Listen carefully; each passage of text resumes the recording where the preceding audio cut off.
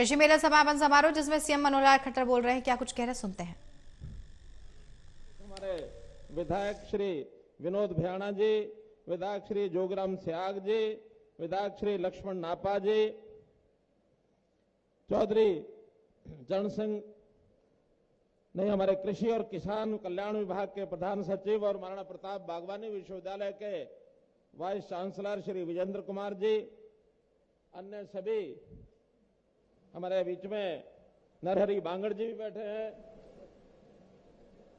अन्य सभी विभागों के अधिकारीगण, विश्वविद्यालय के सभी हमारे अध्यापक प्राध्यापकगण, वैज्ञानिक बंधु और यहां उपस्थित सभी हमारे हरियाणा भर से आए हुए प्रगतिशील किसान बंधुओं, पत्रकार छायाकार मित्रों, जैसा ये बताया गया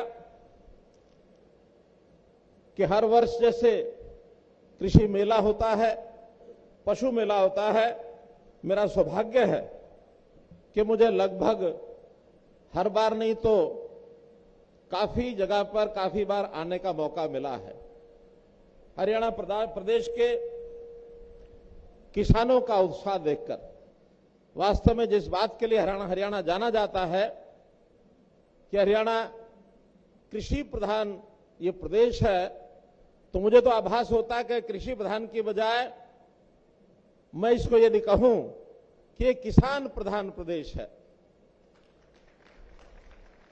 क्योंकि किसान हमारा कृषि का काम तो करता ही है, लेकिन अब धीरे धीरे ऐसा ध्यान में आने लगा है कि हमारा किसान बहुत से क्षेत्रों में आगे बढ़ गया है। आज तो बहुत से मंडियों में आड़त की दुकान भी किसानों की हो गई है। किसान परिवारों के बच्चे हमारे फौज में जवान में जाते तो वो भी किसान परिवारों के बच्चे हैं। हमारे किसान परिवारों के बच्चे पहलवानी जो करते हैं, देश और दुनिया में हरियाणा का नाम जो कमाते हैं। अभी एशियाड जो खेल हुए चाइना के अंदर, उसके अंदर भी बड़ी संख्या में जो देश भर के मेडल आए, उसमें 30% मेडल हरियाणा के हैं मित्रों। तो हरियाणा का किसान देश और दुनिया में छाया हुआ है। बड़े बड़े व्यापारी भी बन गए हैं, बड़े बड़े उद्योगपति भी बन गए हैं। इन किसानों की प्रगति निश्चित रूप से हरियाणा की प्रगति का एक हिस्सा है। हरियाणा आगे बढ़ रहा है तो इन किसानों के बलबूते पर बढ़ रहा है। मित्रों, भाइयों बहनों, हमने अभी जो प्रदर्शनी देखी है, इस प्रदर्शनी में जिस प्रकार के किसानों के हित में काम करने वाले कितने ही प्रकल्प मैंने देखे हैं। किसानों के काम का मशीनीकरण, यानी आज हाथ से काम नहीं करना पड़ता है, हर काम के लिए मशीन उपलब्ध है। 5000 साल पहले अगर किसान ने सबसे पहले हल्का मुट्ठा पकड़ा था तो ये हरियाणा की धरती कुरुक्षेत्र में पकड़ा था। उस समय हल चलाना पहली बार लकड़ी का हल सीखा था।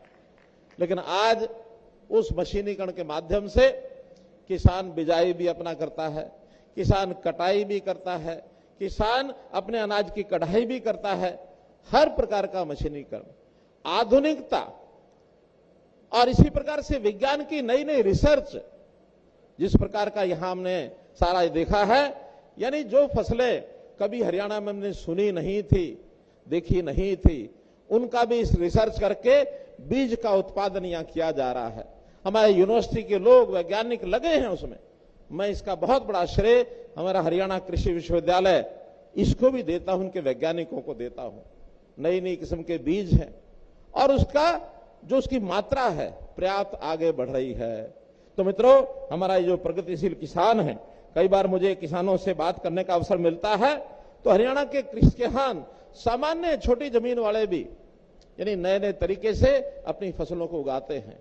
अभी पिछले दिनों में एक मैंने देखा है किसान, ये हमारा जो फ्रूट है लाल रंग का, क्या उसका नाम है, ड्रैगन फ्रूट। ड्रैगन फ्रूट की खेती लाखों रुपए जिसके ऊपर शुरू में इन्वेस्ट होता है और कई लाख रुपए उसके बाद में इनकम भी होती है। एक एक किसान 10-10 लाख रुपया प्रति एकड़ कमाने वाला ग्रीन हाउसेज लगा करके, भले ही बहुत कम है, ज्यादा नहीं है, लेकिन हमने तो उनके लिए भी योजना बनाई कि ऐसे प्रगतिशील किसान अपने जैसे 10 किसान और तैयार करें। आज अगर वो संख्या 1000 होगी तो 10 किसान हर साल में और तैयार करते हैं तो हर साल 10 गुना उनकी संख्या बढ़ सकती है। तो मेरा तो आपसे निवेदन है कि आप जिस प्रकार से खेत में लगे हैं इसी प्रकार से हम आगे बढ़ें। खेती के अनुभव मेरे भी बहुत हैं। आप ये मत समझना कि एक मुख्यमंत्री और आपका संबोधन कर रहा है। मैंने, मेरे पिताजी ने, मेरे दादा परदादा ने भी खेती की है, थोड़ी बहुत की है। मुझे याद है सन वो 70-72 की बात कि सब्जी बो करके और किस प्रकार से वहां यानी बाल्टियों से पानी डाला जाता था उस सब्जियों को उगाने के लिए। पानी की कमी होती थी फिर भी सब्जी बोना है क्योंकि सब्जी की अच्छी आमदन होती है, पानी भर भर के बाल्टियों से डालना पड़ता था। आज किसान कितने ही किस्म के यानी सिंचाई के साधन हो गए हैं उन सब्जियों को बो करके। उस समय का विषय था, एक समय था हरियाणा में बहुत अच्छी फसल नहीं होती थी, सामान्य मानो बाजरा होता था या थोड़ा चना हो गया, गेहूं भी कहीं कहीं होता था, धान तो उस समय था ही नहीं। लेकिन आज पानी की उपलब्धता, धान भरपूर मात्रा में, गेहूं भरपूर मात्रा में, बाजरा तो आज भी होता है, कपास होता है, और विविधीकरण के नाते से इतनी फसलें, उन सब फसलों को हमने एमएसपी पर खरीदना शुरू किया है। किसान कई बार डरता था कि मैं फसल को दूसरी फसल बदल के बोना भी चाहता हूं लेकिन हिम्मत नहीं होती थी, खरीदेगा कौन। हमने घोषणा की है कि आप फसल की बुआई अगर फसल बदल करके कोई और बोएंगे, खरीदार और कोई हो ना हो, और हरियाणा सरकार और उसका जो है प्रबंध करेगी, फसल की खरीद करेगी। पिछले दिनों में एक संकट ध्यान में आया, में पानी का संकट, कि जमीन के अंदर पानी बहुत नीचे जा रहा है क्योंकि धान की बिजाई करने वाले लोग पानी को जमीन में से बहुत निकाल रहे हैं। पानी का हमारा संकट, पानी की कमी पर्याप्त हरियाणा में हम देख रहे हैं। हमने योजना बनाई कि अगर धान की बजाय आप दूसरी फसल पर आ जाते हैं, हम आपको 7,000 रुपया प्रति एकड़ ये पैसा देंगे। आपको कोई डर ना लगे कि कहीं फसल कम ना हो जाए। 7,000 रुपया प्रति एकड़, 1 लाख से ऊपर एकड़ का हर साल ये लोग धान कम करके दूसरी फसलों पर किसान बंधु आ रहे हैं। मैं उनको सबको बधाई देता हूं। जहां तक पानी का विषय है, हमको पता है इस पानी की लड़ाई हरियाणा में खूब लड़ रहे हैं। पानी हमारा एक प्रदेश वो रोकने के लिए बैठा है, सुप्रीम कोर्ट का निर्णय मानने के लिए तैयार नहीं है। हमने अपने प्रयत्नों से सुप्रीम कोर्ट को अपनी लड़ाई लड़ करके और ये निर्णय दिलवाया, और मैं बधाई देता हूं, सुप्रीम कोर्ट का धन्यवाद करता हूं कि हमारी उस मांग के ऊपर सुप्रीम कोर्ट ने मोहर लगा दी है कि एसवाइएल नहर बनेगी, एसवाइएल नहर बनेगी।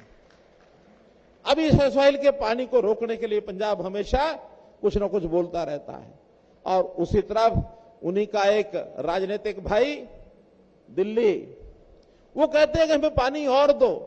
ये पानी देने से मना कर रहा है, वो पानी लेने के लिए हमेशा लगे रहते हैं।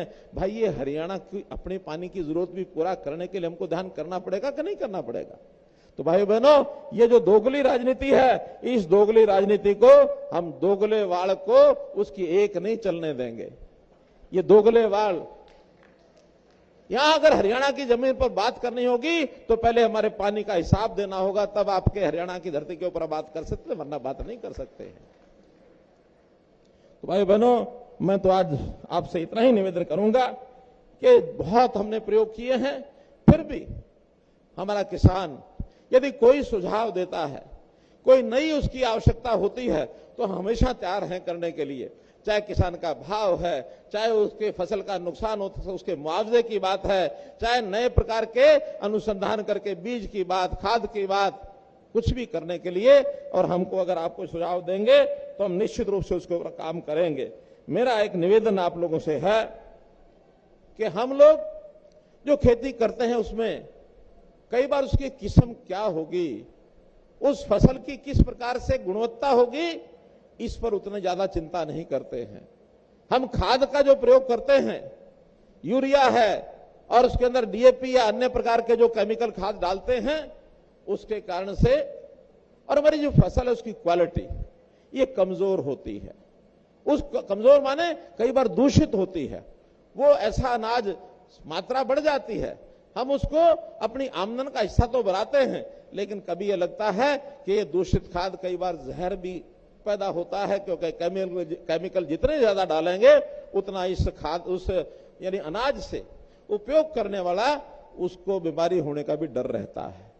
तो इसमें मेरा निवेदन है कि हम लोगों को अपनी मिट्टी और पानी, इसकी जांच जरूर करानी चाहिए कि क्या उस जांच के बाद हमारी फसल में किस प्रकार का क्वालिटी की फसल होगी, और जांच के हिसाब से जैसा वैज्ञानिक बताएंगे या जैसे उसके पैरामीटर जांच के बाद मिलेंगे, उसके हिसाब से हमको वैसा ही फसल, वैसा ही बीज, वैसी किस्म बुआई करनी चाहिए। और जहां तक संभव हो सके हमको धीरे धीरे प्राकृतिक खेती की ओर बढ़ना चाहिए। प्राकृतिक खेती बढ़ेंगे तो उस प्रकार के बहुत खाद अब आ गए हैं जो हमारी फसल को क्वालिटी के नाते से अच्छा करेंगे। मैं तो ये कहूंगा कि अगर हम मिट्टी पानी की जांच कराते हैं, मिट्टी पानी अच्छी तो हमारी फसल अच्छी, हमारी फसल अच्छी तो हमारी सेहत अच्छी, और सेहत है तो सब कुछ है, सेहत नहीं है तो कुछ नहीं है। तो भाई बहनों, इसको बात को ध्यान में रखते हुए हम इसका अगर काम करेंगे, यानी फसल वही हम बोएं जो हमारे लिए हितकर है और रितकर है, इस फसल को अगर हम करेंगे तो निश्चित उसका हमको लाभ मिलेगा।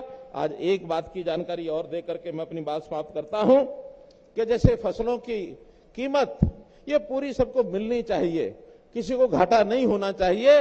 अगर बाजार में भाव कम मिल रहा है भावांतर भरपाई से, जो एमएसपी से, तो कई बार तो हम फसल एमएसपी पर खरीदते हैं, लेकिन जिन फसलों का हम उपयोग ज्यादा नहीं कर सकते तो उसके लिए हमने दूसरा रास्ता हरियाणा ने अपनाया है।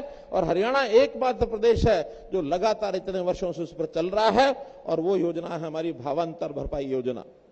भावांतर भरपाई योजना के अंतर्गत अभी इस समय की जो फसलें हैं, धान तो निश्चित रूप से एमएसपी पर ही खरीदा जाएगा, लेकिन बाजरा कई बार एमएसपी पर हमारी उतनी डिमांड नहीं होती और हमारे से एफसीआई भी खरीदता नहीं है। इस बार मात्र 2.5 लाख मीट्रिक टन ही एफसीआई के नाते, नेफेड के नाते हम खरीद पाएंगे, लेकिन बाजरे की मात्रा है लगभग 6 लाख मीट्रिक टन।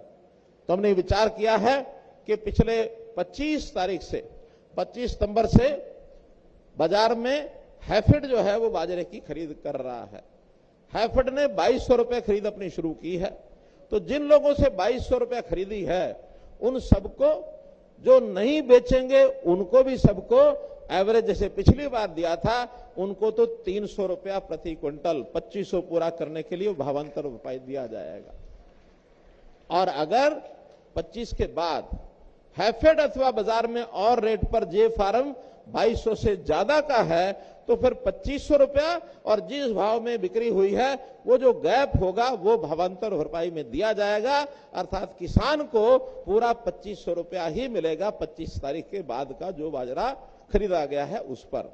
जिसने बेचा नहीं है बिल्कुल उनको, क्योंकि उनके भाव का पता नहीं है, किसी ने अपने घर रखा होगा, किसी ने बाद में बेचना है, किसी ने घर के खाने के लिए रखा है, उन सबको 300 रुपया प्रति क्विंटल, जो भी पैरामीटर पिछले सालों के हैं, जो भी क्वांटिटी पिछले सालों की एवरेज है, उस हिसाब से भावांतर भरपाई योजना पर ये मिलेगा। इस बात की भी जानकारी आपको मैंने देनी थी, वो मैंने आपको दी है। मैं तो आज निश्चित रूप से आज इस अवसर पर आप सबको बहुत बहुत बधाई और शुभकामना देता हूं। और हर बार हम अच्छे किसान जो हैं उनको काम करने के लिए, पशु मेले में अच्छे पशु लाने के लिए उन सबको सम्मानित भी किया जाता है। आज भी इस प्रकार का कोई कार्यक्रम होगा तो हमारे स्टेट सेक्रेटरी हमको बताएंगे। इस अवसर पर आपने मुझे बुलाया, मुझे सुना, आपका बहुत बहुत आभार, बहुत बहुत धन्यवाद। की करतल ध्वनि के साथ एक बार पूरी ऊर्जा और सम्मान के साथ आइए, तालियां बजाएं, करतल ध्वनि के साथ आभार व्यक्त करें। दलाल साहब कह रहे हैं कि अभी इनाम भी निकाले जाएंगे बटन दबाकर, तो जिनके पास पर्ची है अपनी पर्ची संभाल के रखना। उस पर्ची पर जो नंबर आपका है और कंप्यूटर से वो नंबर आपको आएगा, तो निश्चित रूप से जैसे पिछले बार इनाम दिए थे, इस बार भी वैसे इनाम अभी निकाल के आपको दिए जाएंगे। तो लकी ड्रॉ निकाला जाएगा।